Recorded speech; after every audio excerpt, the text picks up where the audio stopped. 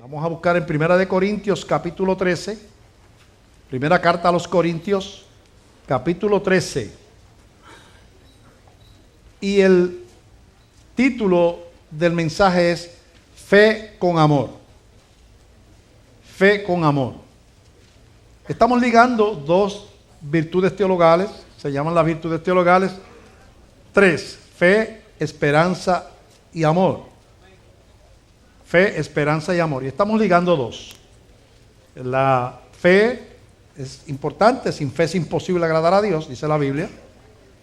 Pero la fe va tomada de la mano del amor. Y los pasajes que vamos a leer también lo dicen así, de esa manera. Buscamos 1 Corintios 13 y nos ponemos de pie para leer la Escritura. Dice así 1 Corintios capítulo 13. Si yo hablase lenguas humanas y angélicas y no tengo amor, vengo a ser como metal que resuena o címbalo que retiñe. Y si tuviese profecía y entendiese todos los misterios y toda ciencia, y si tuviese toda la fe, de tal manera que trasladase los montes, y no tengo amor, nada soy.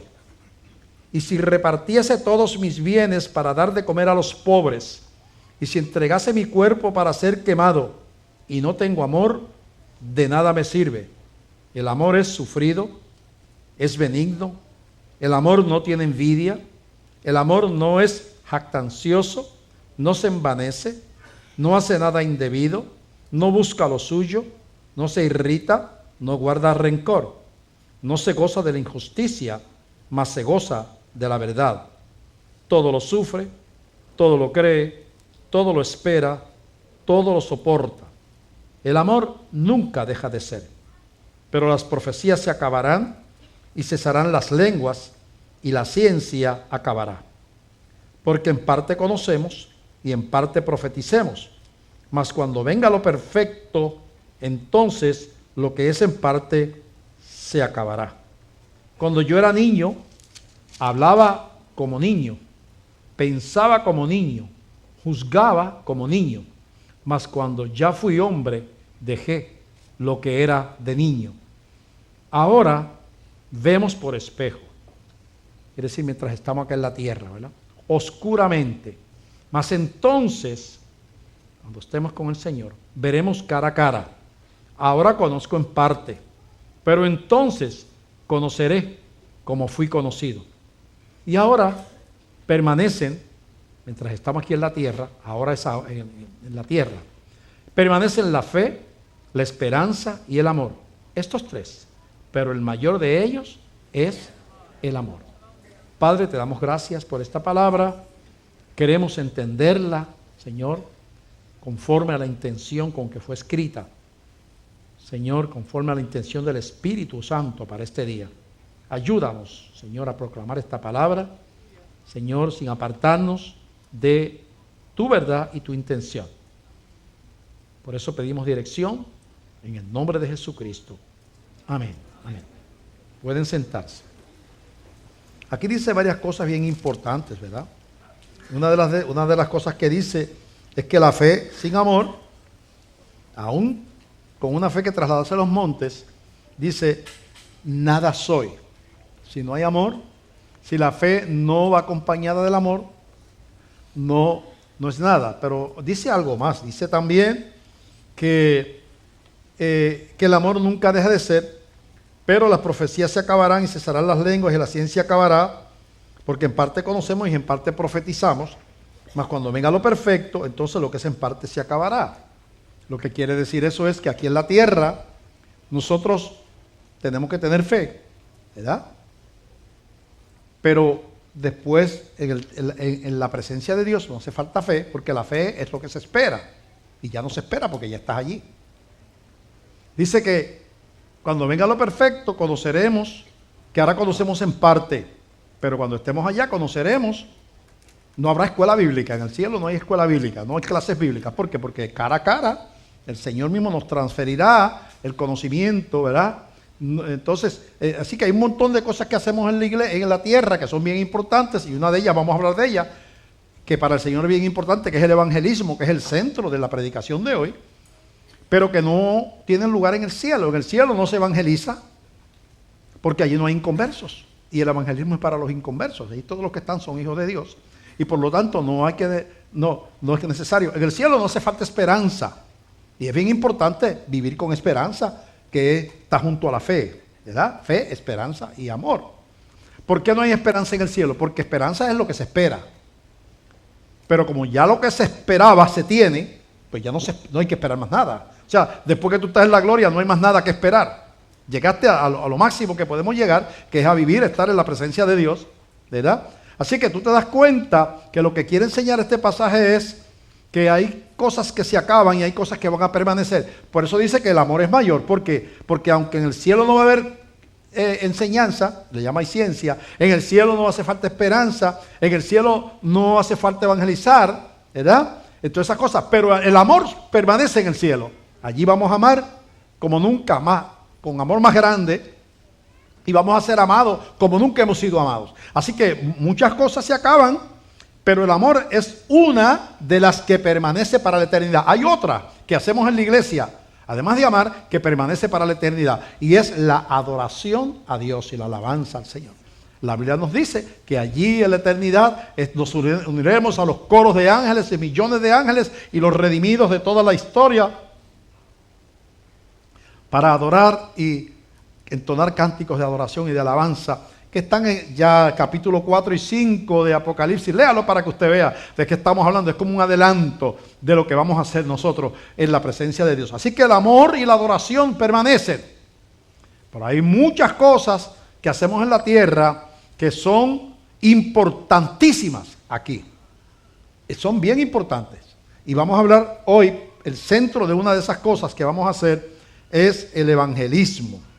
Le voy a narrar, hablar de datos biográficos brevemente de un hombre que fue uno de los pioneros de las misiones étnicas, o sea, fuera de su cultura, ¿verdad? Se llamó David Brainerd, David Brainerd. Él es del este de Estados Unidos, 1724, por ahí nació. Y fue un joven que muy temprano en la juventud adquirió tuberculosis.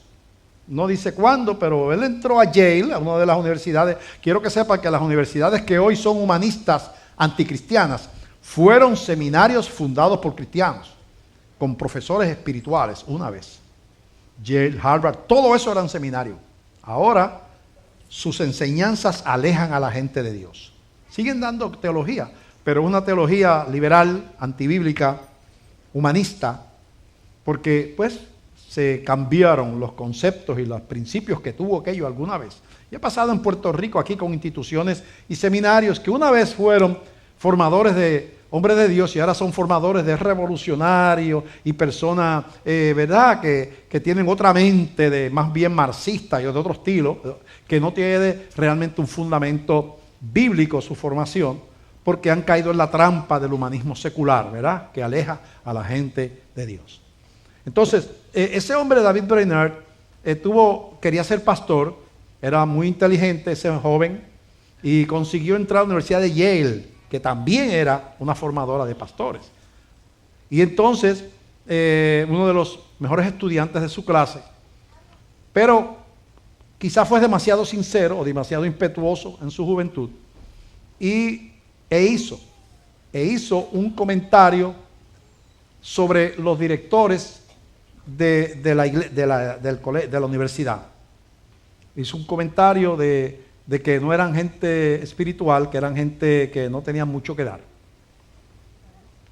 Ese comentario llegó a los oídos de los directores de la universidad, lo llamaron, le pidieron que se retractara, él no lo quiso hacer al principio y lo expulsaron de la universidad. Todos sus sueños de ser, porque en aquel tiempo para tú ser pastor en el área de Nueva Inglaterra, en el este de Estados Unidos, se esperaba que tú fueras graduado de un seminario, si no, no podías pastorear una iglesia, tenías que tener un título de un seminario. Y su ambición y su sueño de ser pastor se tronchó y trató de estudiar en otro lado, pero ya entonces parece que el haberle expulsado de otro lugar le cerraba las puertas y no pudo continuar estudiando. Y entonces él, pues frustrado, se fue, retiró a orar y a llorar, ¿verdad?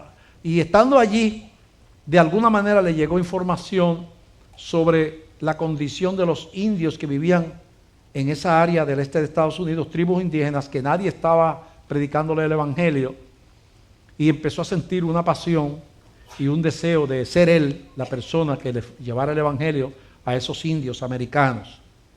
Y con su tuberculosis se preparó, ¿verdad?, un caballo para ir a esos lugares lejanos allá donde estaban las tribus, y empezó a predicarles a los indios viviendo en refugios de paja y de hojas y cosas, porque no tenía vivienda en ese lugar. Después los mismos indios le ayudaron a construir una pequeña casita y allí él vivía y ahí se movía, y no se sabe cuántas miles de millas caminó David Brainerd a caballo, de tribu en tribu, llevando y regresando y llevando la palabra de Dios con su tuberculosis. Empezó a orar intensamente por estas tribus. Los historiadores dicen que él oraba de cara en la nieve cuando era invierno, y cuando él se levantaba la nieve estaba roja por la sangre que él botaba por la boca por la tuberculosis que tenía. Pero él siguió con ese fuego, con ese amor, predicando y debilitándose cada día más, pero seguía predicando, casi arrastrándose, iba y le hablaba a los indios. Al principio no tuvo mucho éxito, después se empezaron a convertir y vio el fruto de su esfuerzo, y algunos de ellos empezaron a bautizárselo y algunos se discipularon con él, y bueno, empezó a crecer la obra, pero él empezaba cada día más débil, más débil, más débil. Le decían: no sigas haciendo ese trabajo, no vayas allá porque tú estás enfermo, no estás en condición. Pero es que yo no puedo dejar a mis indios sin llevarle la palabra de Dios, y allí hay gente que Dios tiene para él, que tienen que conocer la verdad. Y siguió predicando hasta que ya David Brainerd no pudo salir más a predicar. Lo recogió en su casa un gran predicador llamado Jonathan Edwards, de esa área, famoso y predicador de grandes avivamientos.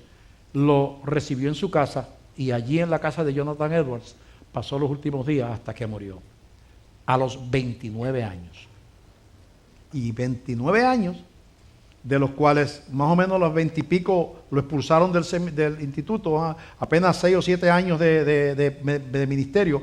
Su nombre fue escrito en la historia como un hombre que amó intensamente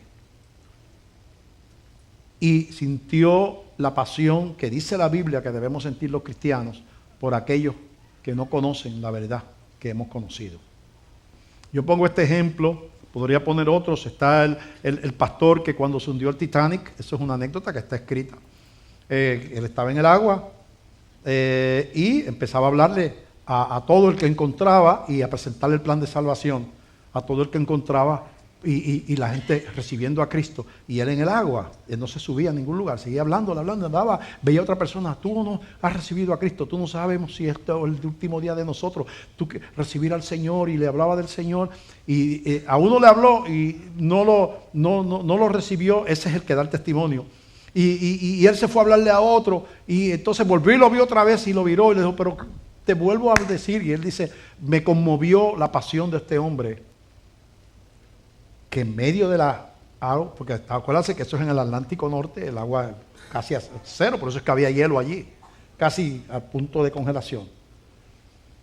Y dice: a mí fui su última conversión, porque después de predicarme se hundió y se ahogó.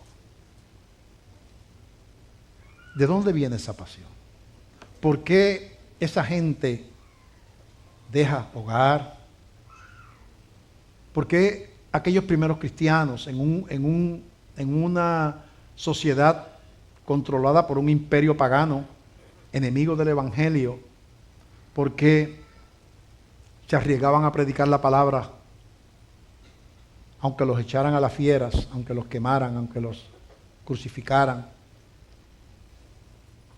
¿Qué importancia tiene para un cristiano ser un mensajero de la verdad de Dios? ¿En qué lugar ocupa en las prioridades de nuestra vida cristiana ¿dónde está colocada el llamado de Dios a ser testigos a las naciones? Me sorprende ver iglesias que no evangelizan. Dan cultos, cantan, tienen reuniones, se reúne la sociedad de jóvenes, se reúnen los domingos, dan estudio bíblico, tienen reuniones de negocios, tienen reuniones de damas, a veces tienen las cosas que hacen las iglesias, pero no evangelizan. Entonces, cuando tú examinas la vida de Jesucristo y la muerte de Jesús, lo primero que dice la Biblia cuando explica la muerte de Cristo, dice, porque de tal manera amó Dios al mundo, amor, acuérdate que estamos hablando del amor por los perdidos, de tal manera amó Dios a los perdidos, que dio a su Hijo unigénito, lo entregó, para que todo aquel que en Él cree no se pierda, sino que tenga la vida eterna.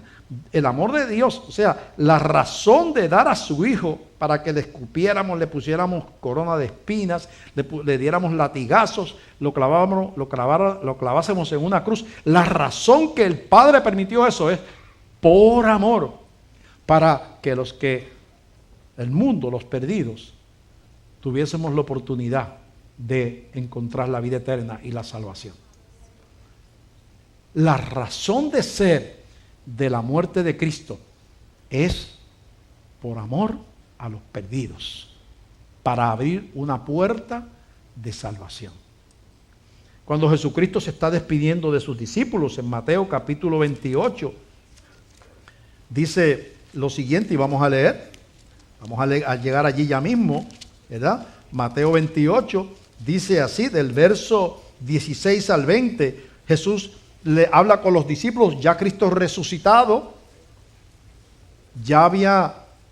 lo habían matado, dice 11 discípulos porque Judas se había suicidado, eran 12 pero Judas que lo entregó se había quitado la vida y quedaban 11 nada más, y Jesús se les aparece resucitado a los discípulos y le dice así, verso 16, pero los 11 discípulos se fueron a Galilea, al monte donde Jesús les había ordenado. Y cuando le vieron, le adoraron, pero algunos dudaban, porque lo habían visto muerto. Y él se acercó para que vieran que era él, me imagino. Y les habló diciendo, toda potestad me es dada en el cielo y en la tierra. Mira cómo Jesús empieza.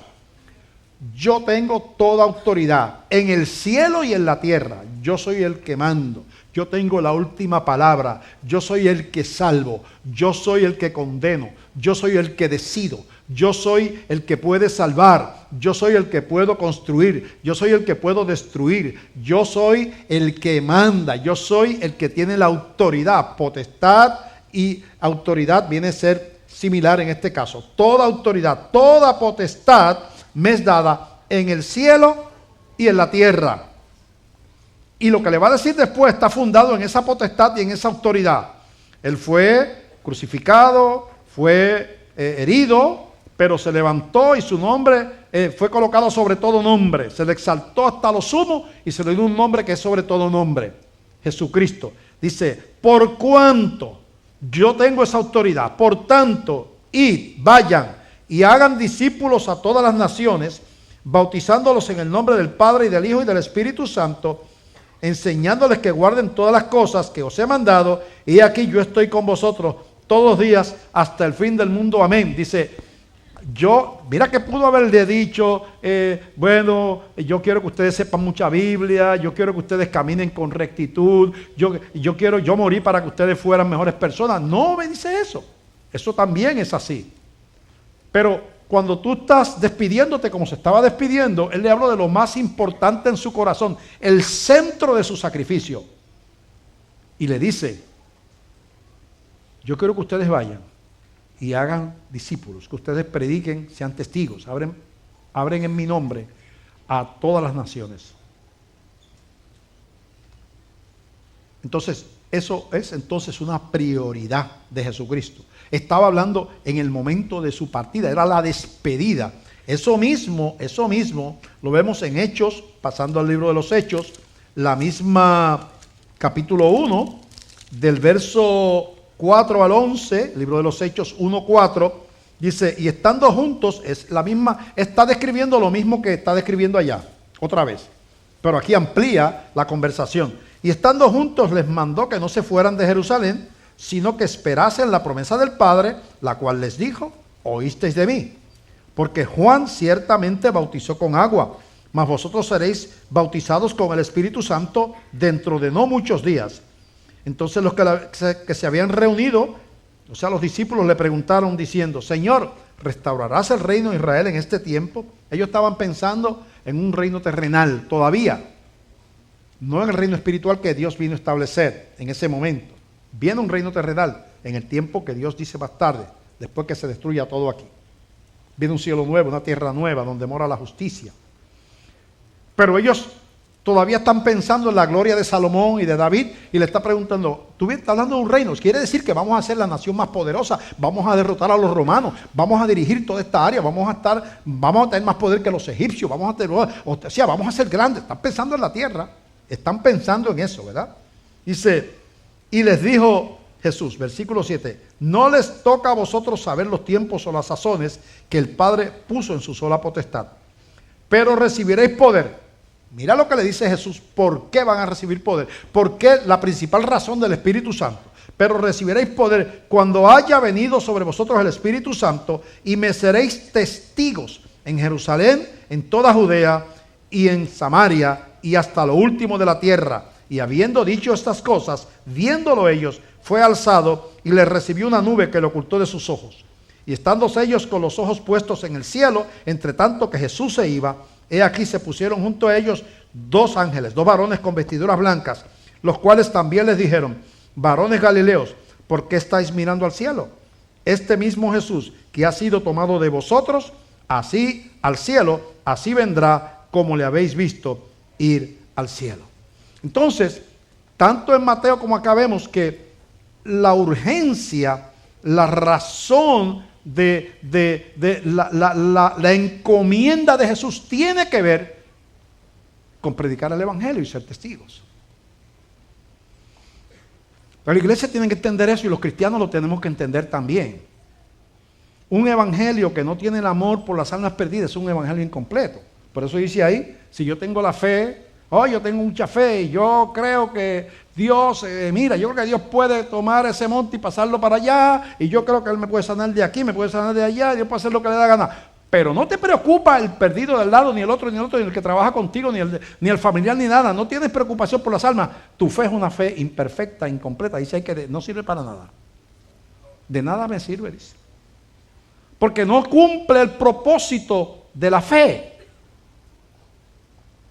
No es obediente a la pasión de Dios. La pasión de Dios, que fue morir por los pecados y para salvar, no te importa a ti. Él caminó por aquí y le dijo: le voy a dar el Espíritu Santo para que sean testigos, y tú estás por acá pidiendo que Dios me sane. Yo creo en Dios porque Dios me sana, cuida a mis hijos, me da trabajo, ¿verdad? Y yo necesito un Dios en mi casa que esté conmigo para que me cuide, que me provea mis necesidades. La fe fue dada para proyectarse y salar la tierra, hacer levadura.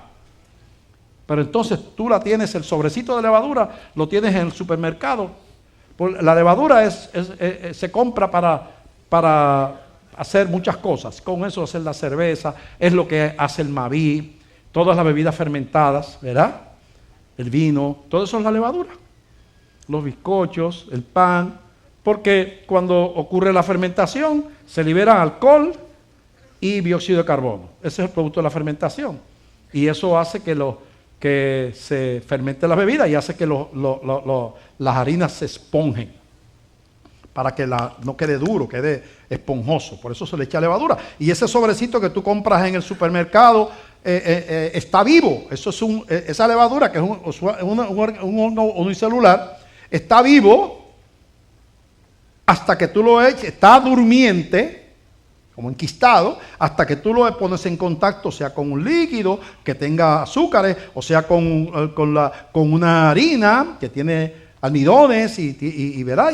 Y todas esas cosas. Entonces empieza el proceso de fermentación, empieza a multiplicarse. 1, 2, 2, 4, 4 se divide en 8, 16, 32, 64, 128, 256, 512, 1024, 2048, 4096, 8192, 16.000, 384. Así, se va duplicando. Compre la grabación a ver si lo multipliqué bien. Es la única manera que lo pueden averiguar. A ver si realmente estaba duplicando los números. Entonces, eso es lo que dijo el Señor. Dice, la iglesia es una levadura que yo siembro en una masa de harina. La masa de harina es el mundo, la gente. Ustedes son la levadura, que ustedes van a ir fermentando con la palabra, con el testimonio, van a ir fermentando ese mundo. Quiere decir, llevando la salvación, y entonces se va fermentando el mundo con la predicación del evangelio. Pero si la levadura se queda en el sobrecito, está 50 años en el sobrecito y no fermenta nada. Entonces, cuando estamos encerrados en nuestro egoísmo, estamos encerrados en las iglesias, no nos importan las misiones ni el evangelismo, no compartimos la fe, somos un sobrecito de levadura en un estante de un supermercado. Y eso no fue el diseño divino. Nosotros como iglesia hemos tratado de entender eso.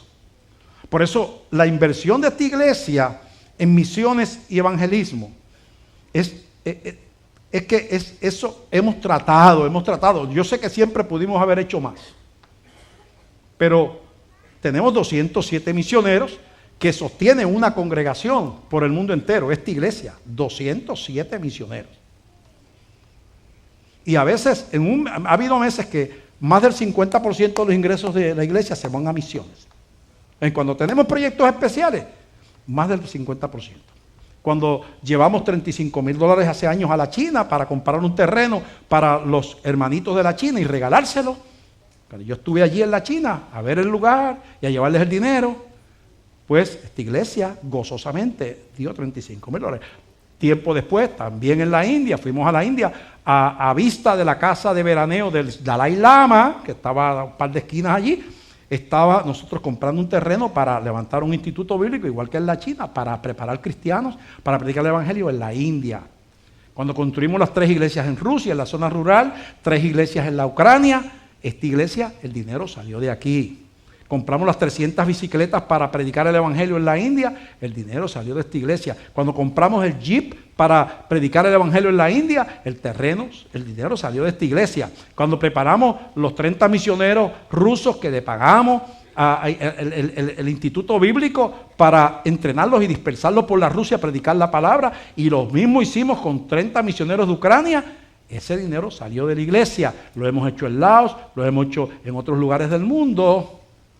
Porque ese es el corazón. Hemos entendido que si nos quedamos aquí, qué bueno, qué mucho, gloria a Dios, qué tremendo culto, como cantó Sacha, la especial ese, qué bonito soy yo el coro, me sentí que los pelos míos parecían un puercoespín. Yo sentí que ríos de agua viva corrían por mí, pero sin amor por los perdidos. O buscamos experiencias. Dice ahí que si hablo en lenguas y no tengo amor, nada sirve. Soy como un metal que resuena o címbalo que retiñe, o que otra palabra, estoy haciendo ruido, pero sin sustancia. Nosotros entonces tenemos que el cristianismo verdadero no puede ser religión. De hecho, predico en contra de la religión. Hemos usado la religión toda la vida para escondernos de Dios. No es para buscar de Dios, no, para escondernos de Dios. No para buscarlo, para escondernos de Él. Vivimos como nos da la gana y voy el domingo a la iglesia a cumplir para aplacar mi conciencia. Estoy escondiéndome de Dios. Vivo como me da la gana y en Semana Santa no como chuleta, voy a la iglesia y eso, estoy manipulando a Dios con religión, porque no quiero vivir una vida de entrega al Señor y lo disfrazo con mi religiosidad, o con un crucifijo que me tapa el pecho, o con una Biblia abierta en el Salmo 23 en la sala, y hago cosas, ¿verdad? Con mi religión bautista, o lo que sea. Yo estoy evitando confrontarme con un Dios que es una persona que me ama y que hay que amarlo de persona a persona, y no se puede amar en teoría, ni de embuste, ni de la boca para afuera.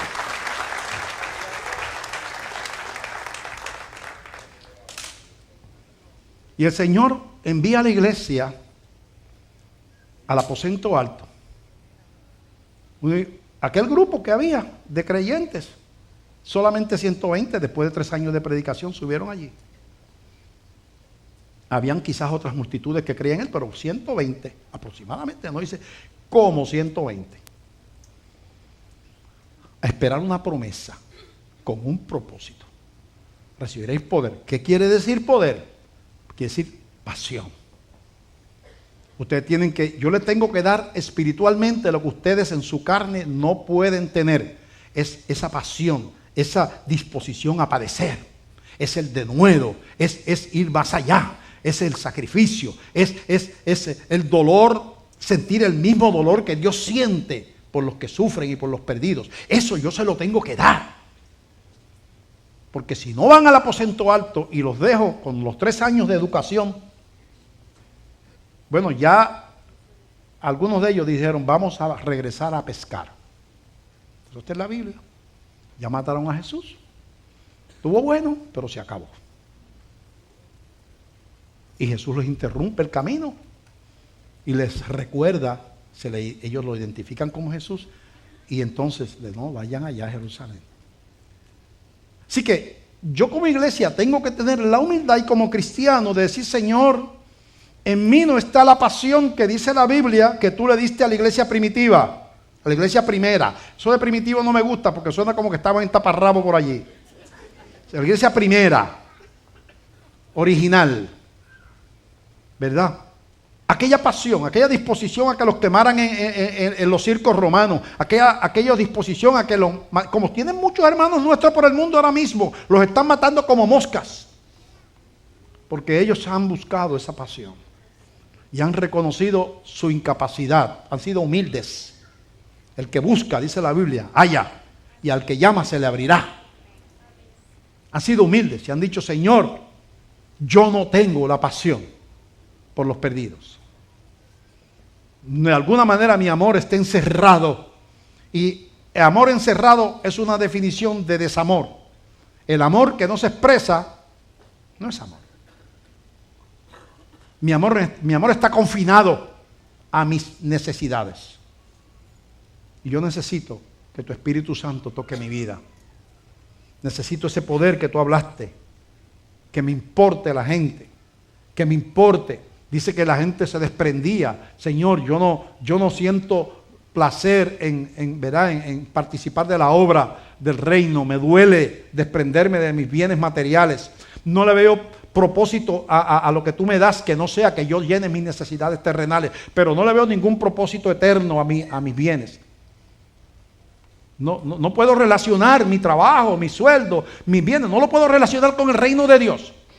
Yo me imagino que tú me lo das para que yo tenga cosas y compre más teléfonos y más televisores y más cosas y más automóviles. Debe ser para eso. El propósito de Dios debe haber dicho entonces en Hechos capítulo 1, y recibiréis poder, Espíritu Santo, y tendréis poder para que tengáis muchos enseres eléctricos, casas grandes, y disfruten de la vida, y los demás que se fastidien.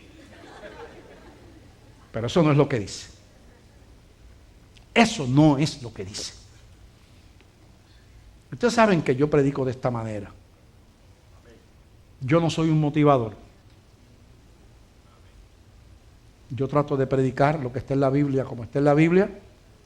Y yo sé que hay otros que están predicando de que tú confiesas y Dios te da riqueza y tú eres hijo del rey, tú eres cabeza y no cola y tú decretas prosperidad y esto y lo otro, porque son evangelios terrenales que están fundados en el amor a la tierra, a la codicia, el amor al dinero, y es una disfraz espiritualizando.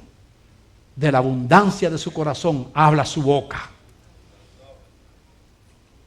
Pero esa no es la predicación de la Iglesia Bautista de Glenview. Gracias a Dios que no es esa la predicación. Bien, gracias a Dios.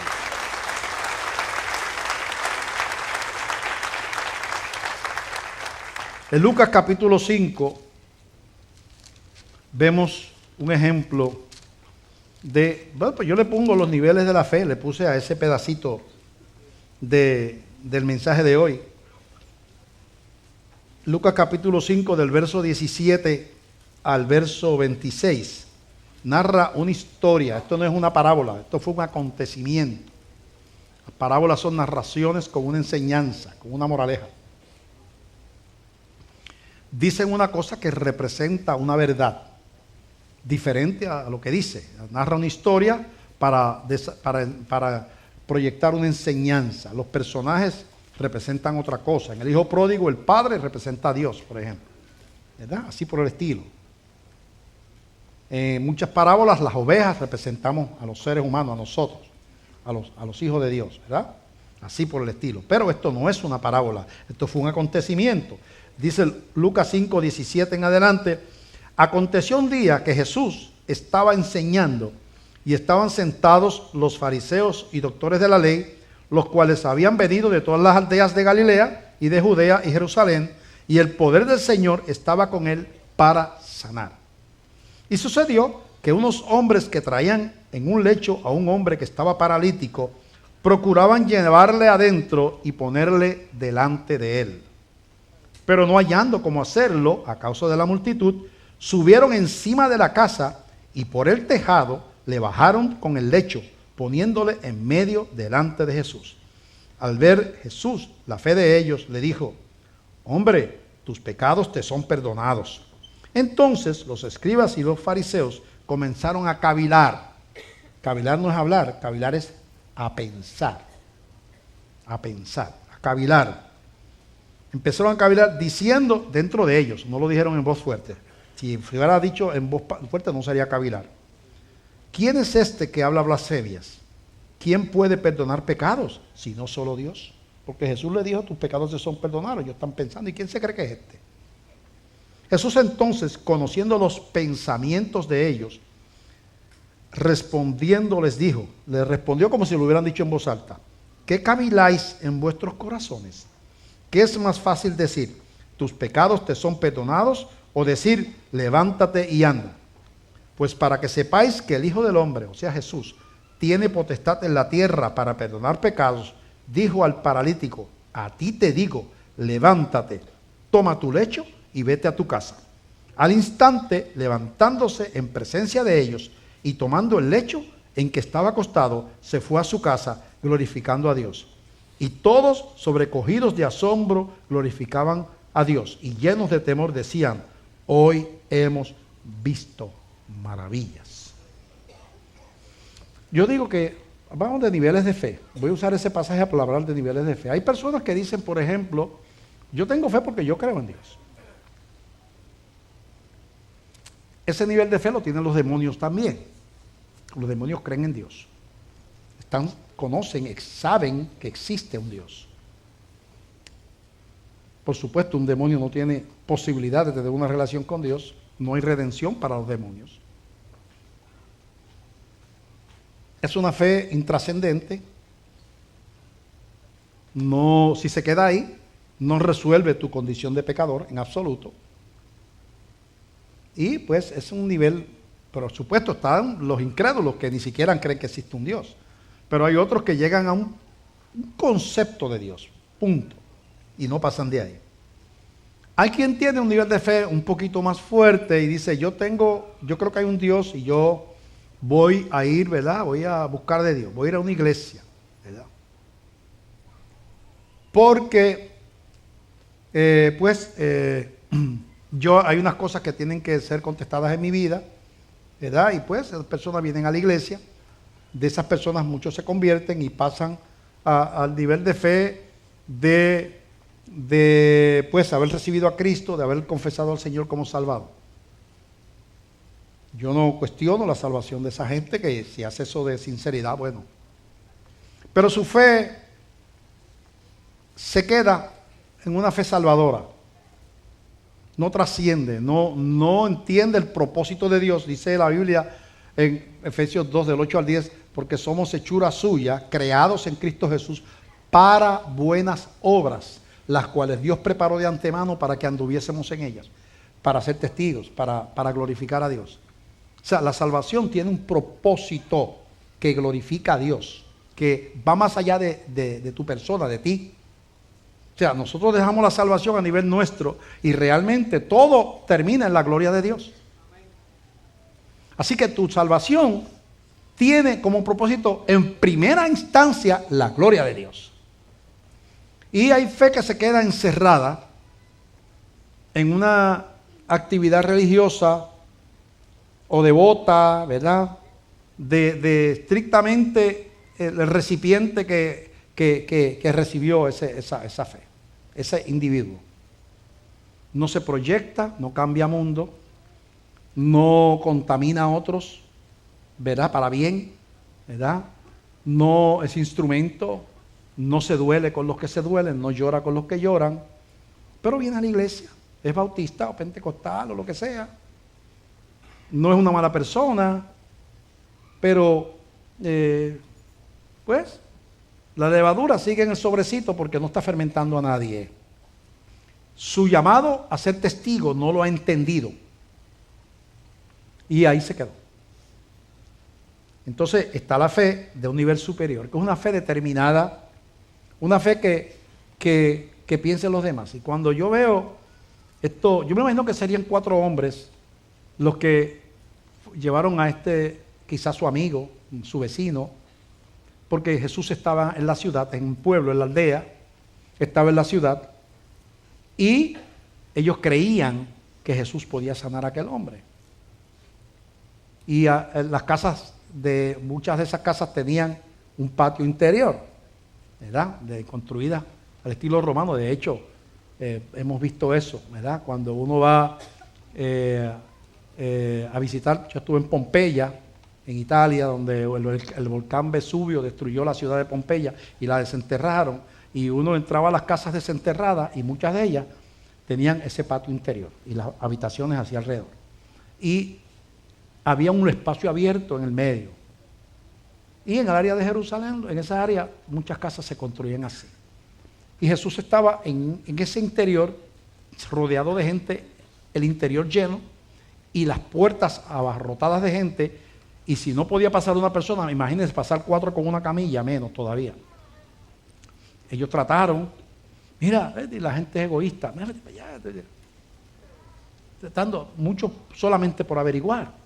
Algunos buscando sinceramente rendir su corazón, buscando, ¿verdad? Y otros, mira, vamos a ver estos milagros, a ver, es sensacional ver esto. A ver si hace algo milagroso para nosotros verlo, algo espectacular. Y no lo dejaron pasar. Era fácil decir, mira, pues lamentablemente lo intentamos, pero no se puede. Hicimos todo lo posible, mentira, porque descubrieron que había otras cosas que no habían hecho. Pero no se puede. Sí, te vamos a llevar a tu casa y no vas a poder llegar a donde está Jesús. Pero esa gente iban más allá.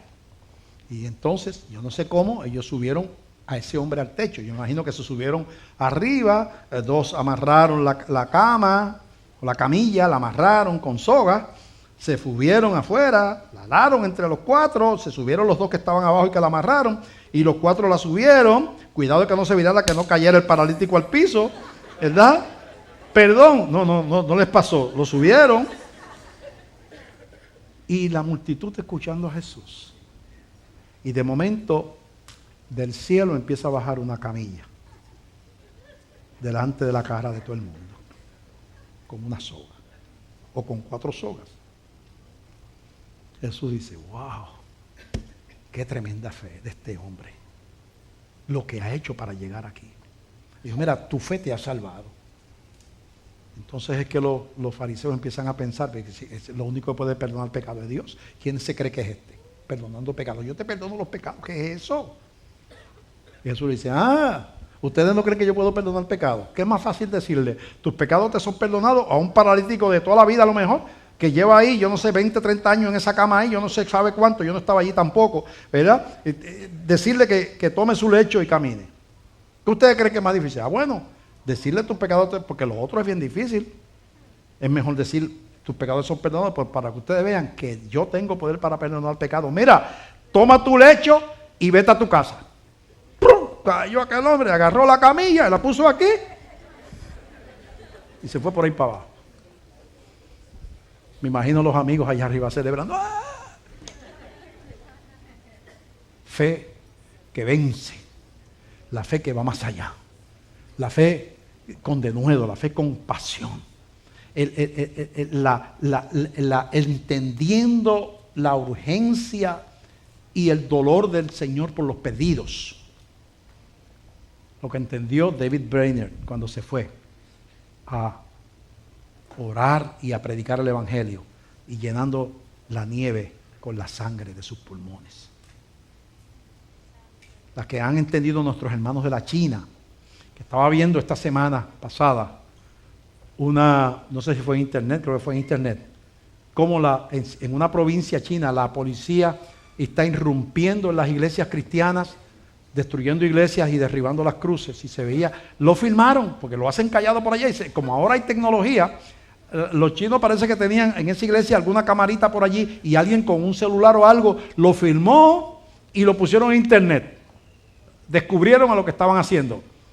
Y se veía a los cristianos tratando de que no entrara la policía, pero por montones que llegaron corriendo, y ellos repartiendo bofetadas y palos, ¿verdad? Y dice que han hecho eso un montón de iglesias de por allí. ¿Sabe por qué los comunistas están haciendo eso? Porque ahora mismo, en el país comunista más grande, hay más cristianos que comunistas. Están perdiendo terreno porque la gente se está convirtiendo a Cristo por decenas de miles. En el 49, cuando empezó el comunismo con Mao Zedong, había 1 millón de cristianos, aproximadamente se calcula que había. Ahora hay sobre 100 millones de cristianos, más de 2 veces lo que hay en Estados Unidos, que se ha predicado libremente la palabra. Pero ¿cómo es esa historia de los chinos?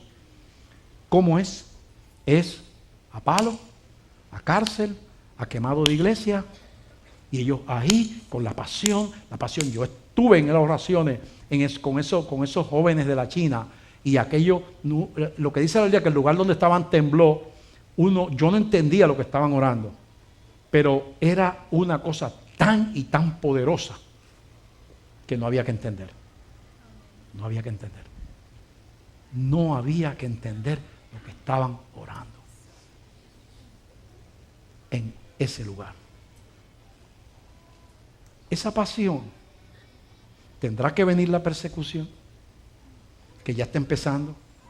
Tendrá que venir lo que está ocurriendo, que desechan a la iglesia y sus opiniones, donde ya en nuestras escuelas le están imponiendo por encima de los padres, y de esto dimos una conferencia aquí el viernes, pero hemos hablado mucho en esta iglesia, por encima de los padres y los maestros cristianos y todo, que la Constitución todavía establece que el responsable de la educación moral de los hijos no es el Estado, son los padres. Los estados nunca renunciaron al derecho de la familia cuando hicieron el pacto de la federación con Estados Unidos.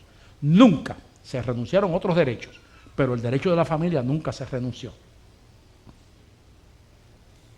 Y por encima de la opinión de todo el mundo, le están empujando la educación deformada de lo que llaman ellos la nueva perspectiva de género.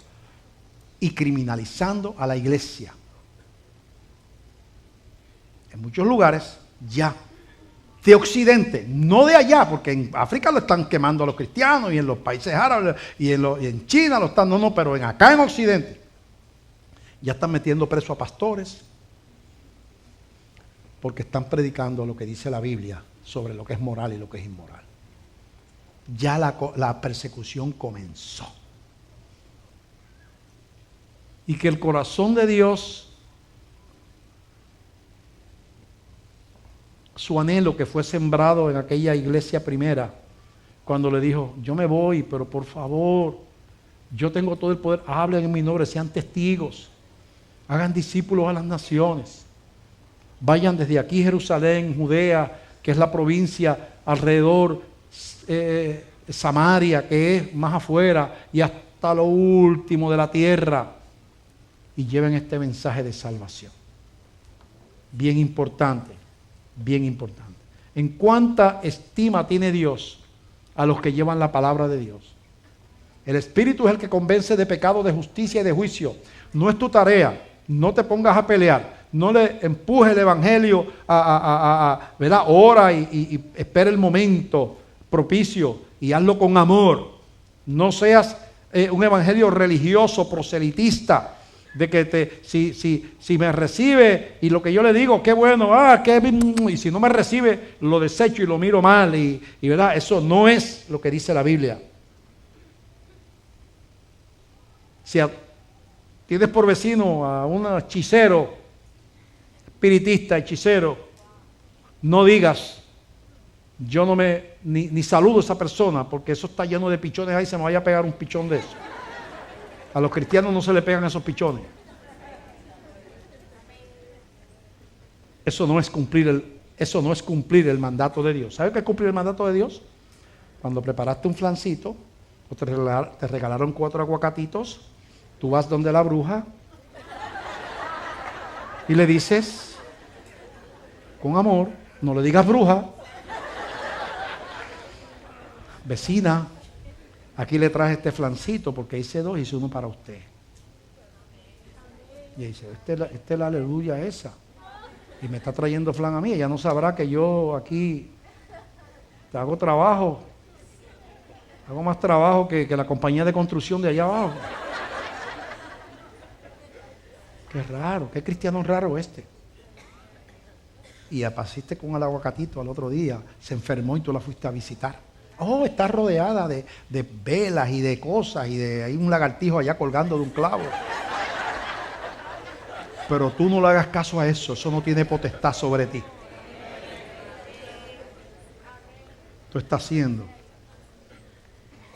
Tú tienes compasión por esa señora que está atada. Y con amor, algún día le llevas una invitación para una campaña de la iglesia y ella decide acompañarte. Si lo hace, si no lo hace y se quedó en la brujería, tú la amaste y Dios se agradó porque tú la amaste. Si algún día viene y escucha la verdad, se convierte, tú celebras que ahora no está en tinieblas, sino que está en la luz. Cada cristiano debe orar cada mañana, Señor, ábreme una puerta este día para que yo pueda compartir mi fe con alguien. Todos los días, Señor, ábreme una puerta. La puerta puede ser, tiene que estar, Señor, muéstrame y dame discernimiento.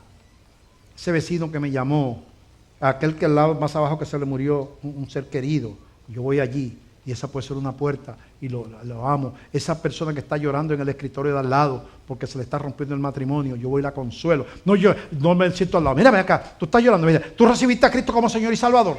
No, eso no. Porque no son marcas en el rifle que tú haces cuando se convierte la gente, como trofeos. Esos trofeos no son tuyos.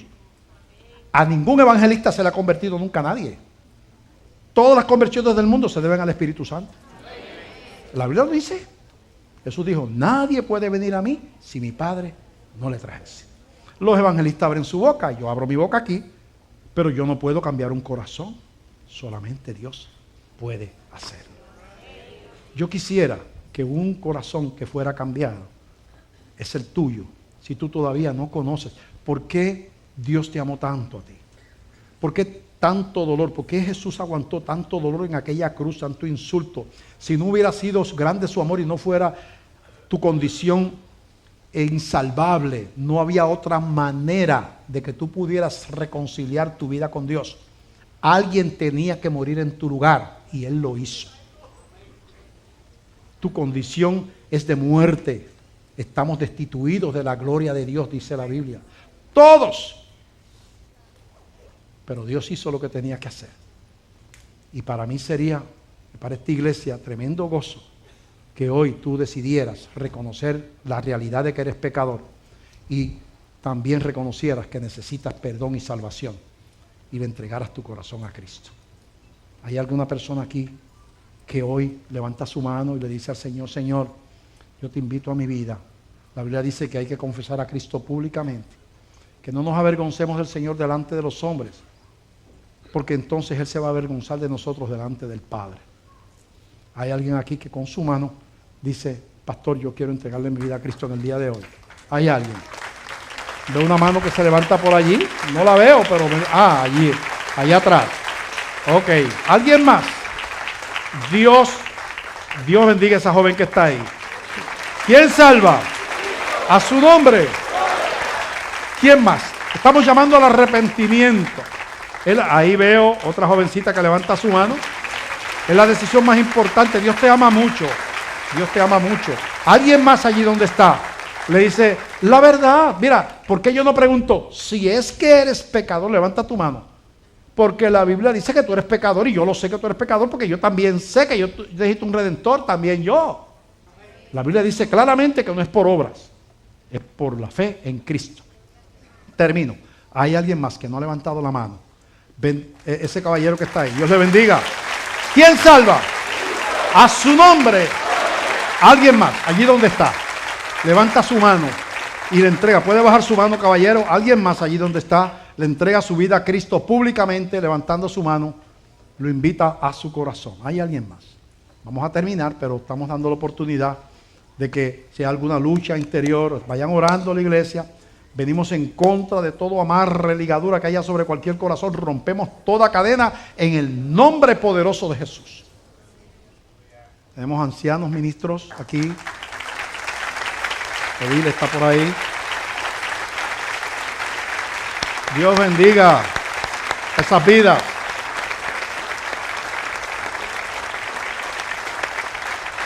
Edil, Ana Luisa, ¿tú ayudas con las damas? Amén.